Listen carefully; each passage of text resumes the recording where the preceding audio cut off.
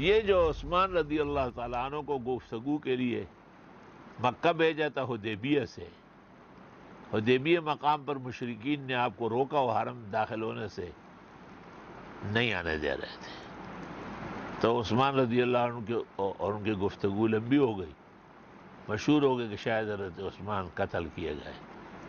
تو آپ نے کہا کہ اگر ایسا ہوا ہے تو پھر ہم یہاں سے تب جائیں گے کہ عثمان کے خون کا بدلہ دیں گے، اور آپ نے بیعت کرایا صحابہ کو، اس پر میرے ساتھ عہد و پیمان کرو، اور ایک ہاتھ دوسرے ہاتھ پہ رکھ کے کہا یہ عثمان کی بیعت ہے، کیونکہ یقین تو نہیں تھا قتل ہونے کا۔